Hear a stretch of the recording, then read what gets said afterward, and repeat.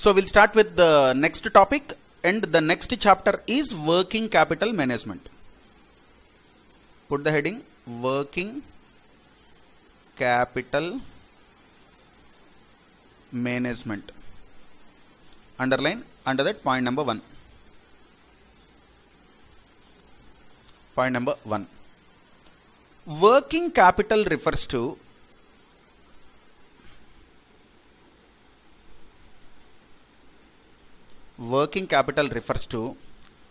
the funds or money or cash required to run or carry on the operations of an entity.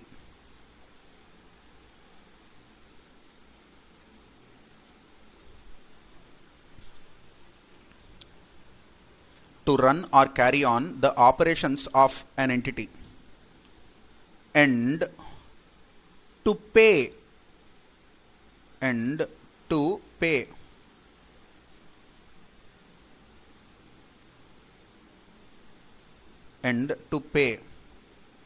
short term trade liabilities and bills.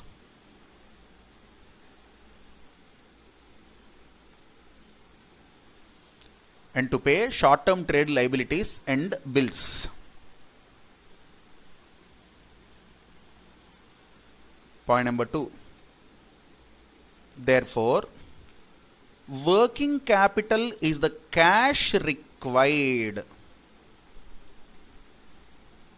Working capital is the cash required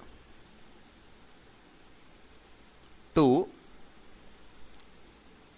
purchase raw materials,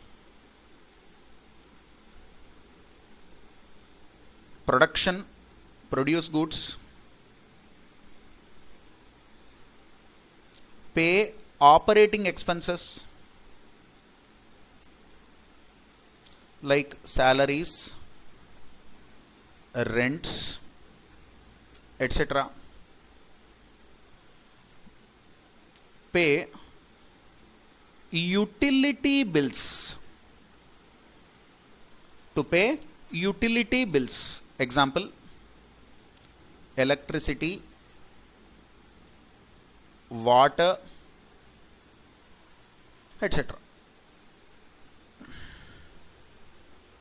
Working capital is the cash required to purchase raw materials, to produce goods, to pay operating expenses, to pay utility bills, etc. So these are the purposes usually we need working capital for. Point number 3.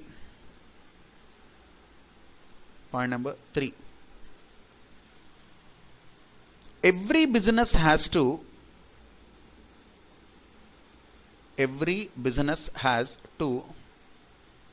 maintain adequate funds as working capital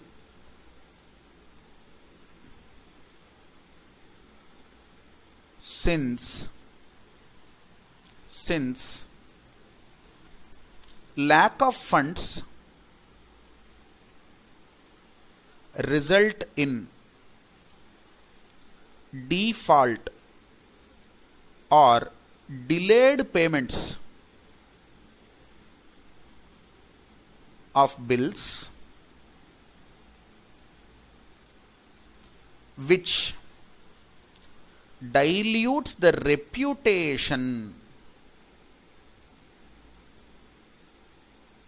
of a business. What is this? Every business has to maintain adequate funds as working capital since lack of funds result in default or delayed payments of bills, which dilutes the reputation of a business. Simple. For example, you are not paying salaries to staff on time. Will they work dedicatedly? No. If you are not paying electricity on time, will the government continue supply of electricity? No. They can disconnect the electricity also. They can disconnect your water connection also. If you are not paying your creditor on time, will they continue giving credit to you? No. They will ask, enough boss, we cannot give credit to you, please pay cash and then buy. Credit purchases we are stopping. We are stopping your credit purchases. So you just pay us money and then buy. So it disturbs the reputation, okay? It disturbs the reputation. Okay, 4. Working capital management refers to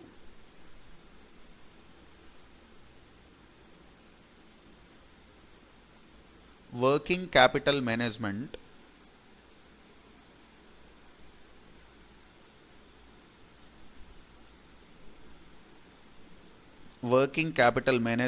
refers to A.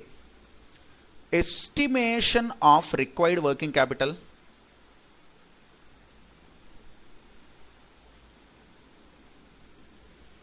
A. Estimation of required working capital. B. Financing that required capital. Financing the required funds through debt or equity. C. Managing short-term assets properly, like inventory management, cash management, treasury management, etc. Managing short-term assets properly. D. Matching receivables and payables.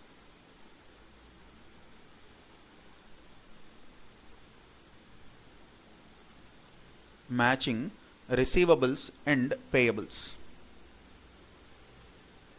Like, I'll get money on one specific day. So I have a debtor, I have a creditor. I have to get some money from debtor and I have to give that money to creditor. So if I am a smart businessman, what will I do? I promise my creditor that I will pay by looking at the timelines when my debtor gives money to me. Say for example, simple example I'll give you. You are running one CA academy. You have 100 CA intermediate students. And you need to pay rents, you need to pay salaries, you need to pay printing expenses, you need to pay advertisement expenses. You have to incur so many expenses. So you have 100 students. These 100 students are your debtors. They will give, this tuition fee to you. And you need to pay to 100 people or you need to pay to 10 people. So if you are a smart person, you have to match. When I get the installment money, then I have to pay this printing stationery, then I have to pay advertisement expenses. I need to match it. Some expenses cannot be matched. For example, rent.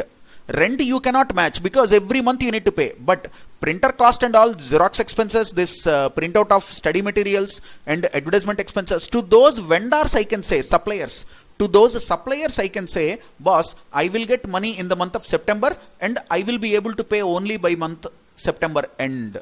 They will accept. This is working capital management. Otherwise what happens? You need to bring money out of your pocket, which is actually very difficult. So what is working capital management? Estimate what is the working capital required. Finance the required working capital. Manage the short-term assets properly. Match the receivables and payables. This is called working capital management. Okay. Now, 5. Working capital management is balancing between liquidity and profitability.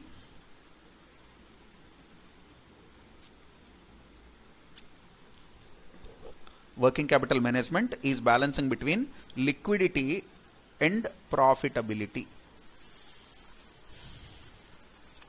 What is the meaning of this? Now look here. Working capital required is, say for example, 10 crores. Fund required how much? 10 crores. Fund available, cash available or fund available. Here say for example 12 crores. Here fund available say for example 7 crores. Two examples I am giving you. Here what happens, liquidity will be good, but profitability comes down. Now you'll ask, Pavan sir, how profitability comes down? Now simple. This fund 12 crores, from where you sourced it, either it is through equity or it is through debt. Correct? Imagine if you have borrowed it. Imagine if you have borrowed it. You borrowed 12 crores. Where the required fund is 10 crores, you borrowed 12 crores. No, that 2 crores extra, you need to pay interest on it. When you pay more interest, profit comes down. You understand the logic? How much you want? 10 crores. How much you borrowed? 12 crores. Liquidity is good. All your suppliers are happy, your employees are happy, your customers are happy, you are not delaying production. Liquidity wise good, but profitability comes down because you have idle funds in your hand. Or now Chintu will ask a doubt, Sare, what if it is my own money? I have not borrowed, then there is no problem to profitability. Beta, there is something called opportunity cost, no? Even if it is your own money also, where 10 crores is required, why are you sitting with 12 crores? That remaining 2 crores, you can invest somewhere that will earn return on investment, no? Why are you losing that? This is one aspect. Second aspect, you have 7 crores. What about liquidity? Liquidity is gone. You will not be able to pay any amount properly. So you keep on telling false lies to your suppliers and all. People stop trusting you. Hey, I'll pay tomorrow, I'll pay day after tomorrow, I'll pay after 1 week. Your suppliers will ask, boss, you promised me on so and so date, why are you not paying money on the date? Then you said, I have some cash problem. Then they will not give credit to you. So liquidity problem. Profitability will be okay. Why? Because profitability will be okay because you end up paying less interest than what is required. Actually, you should have paid interest on 10 crores, but you are paying interest on 7 crores only. So that interest you are saving, but it is not actually increase in profit, okay? It is fall in your goodwill. Even if you are using own money also, opportunity cost is less. If you are using borrowed money, interest cost is less. So profitability is fine, but liquidity is the problem. That is the reason, what did I say in point number 5? Working capital is balancing. What am I balancing? I am balancing liquidity and profitability. I am trying to balance liquidity and profitability. This is working capital management. You understand? Now, 6. Usually, adequacy of working capital is determined using 2 ratios. 1, current ratio. 2, quick ratio.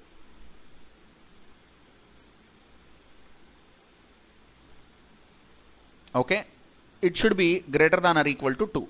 It should be greater than or equal to 1.33. This is a general norm. Current ratio must be equal to or more than 2. That is what we call healthy business. Quick ratio must be greater than or equal to 1.33 times. That means your current assets should be 2 times more to current liabilities. That means your current assets must be 2 into current liabilities. So you need to pay 1 lakh. So you should have 2 lakh rupees receivable. Then you will be very strong. Then you will not face any problems. Write down. Note the above ratios. Note the above ratios change from industry to industry.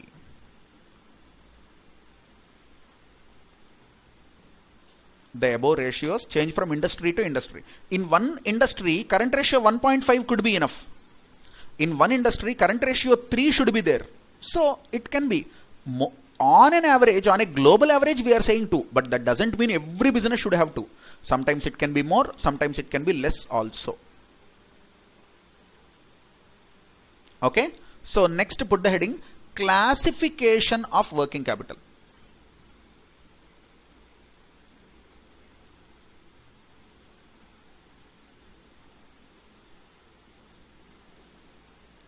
Next, put the heading classification of working capital. From this, 2 arrow marks down. Classification of working capital. From this, 2 arrow marks down. Left side, write down classification by concept. Classification by concept. Right side, classification by nature. Classification by concept, classification by nature. Classification by concept, 2 arrow marks down. Gross working capital. Here write down net working capital. Gross working capital, net working capital. Under gross working capital, arrow mark down and write down this is sum of current assets. This is current assets minus current liabilities. What is gross working capital? Sum of current assets. So your basic investment in current assets is called gross working capital. Your investment in current assets is called gross working capital. Your investment in net current assets, that means after subtracting current liabilities, that is called net working capital. You understand? There is nothing great to explain in this also. Sum of current assets is gross. When you subtract current liability, it will become net. That's all. By nature or timing, this is important.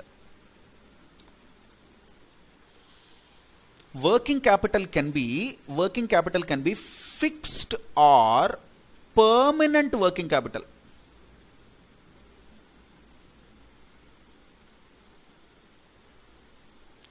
And variable or temporary working capital.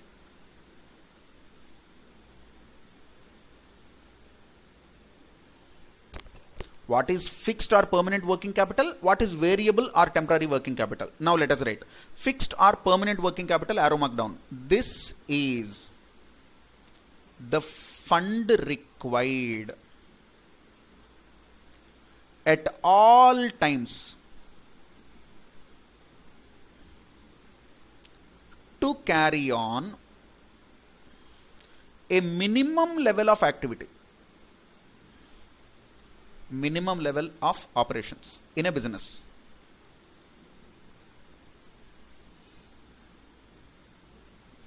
To carry on minimum level of operations in a business. This is the fund required over and above the fixed working capital. This can be seasonal in nature.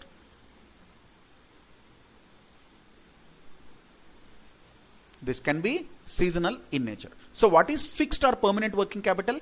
At all times, this is the minimum fund required to carry on some minimum operations. So below this, if you are working, it is very dangerous. Sometimes based on the season or based on some other parameters, you need additional funds. That is called variable or temporary working capital. So it is something like this. If you are preparing a graph, so this is x-axis is time, y-axis is money required, fund required, cash or working capital in rupees. Okay, day 1, day 2, day 3, day 4. So there is some working capital like this, okay? There is some working capital like this. And above that, some more working capital. So this is variable working capital. This is fixed working capital. This is total working capital.